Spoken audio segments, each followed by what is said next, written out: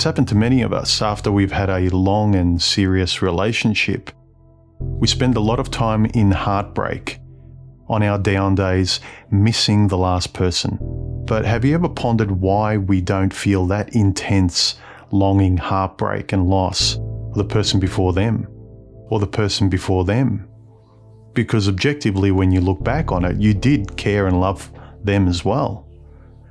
Why are you only haunted by the very last person you're with? Have you ever wondered? Why is it when you think of your last ex, even if you broke up last week, last month, or a year or so ago, there's still a proximity there? Whereas the one before that, it's almost like you're looking at another life. You're looking at photographs in a photo album. When you look at ex-lovers and people you deeply cared about just before the last person, there's more of a sobering view of those. But the last one, there's still an uncomfortable proximity, and on your down days, your imagination can tend to miss them. But why? Does the very last person act as insulation to all the previous ones? That's an interesting thought.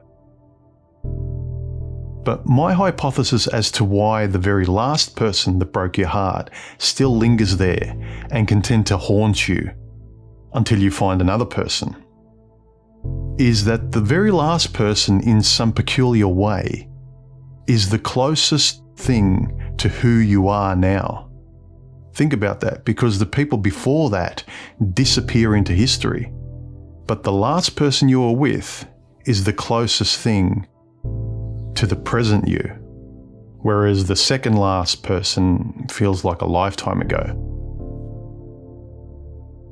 So will the next person pull you into a new phase of life, pull you into a new present, thereby making that previous ex disappear into that photo album along with all the rest, into history, getting rid of that uncomfortable proximity of longing and loss about what's now gone?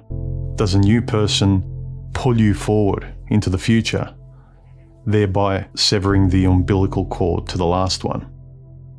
But it's interesting to think that until another person drags you into that new chapter of your life, you're still in limbo, unable to turn the page because that last person's anchoring you, because they're the closest person to who you are now. And until you find someone else or something else, or move on yourself in your own life, they tend to be a psychological anchor, and depending on your personality, it's impossible to let go.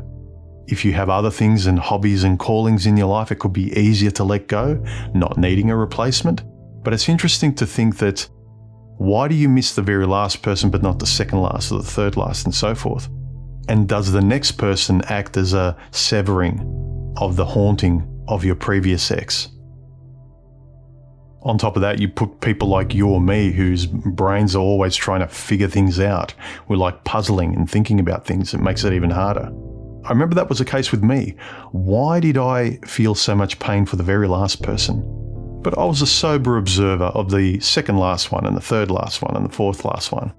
Pretty interesting. Let me know your thoughts below. Do you have your own theories about what I've just described? If you enjoyed this video, click subscribe, hit the bell icon, and in drop down select all. It helps YouTube share my videos around and notify you of my next videos. Share my videos around on your social media. Give me a thumbs up if you enjoyed this video. Give me a thumbs down if you didn't. Comment below the video. And if you feel like donating, there are links below. You don't have to, but I appreciate it if you do. I hope you found this useful. I'll talk to you next time. Bye.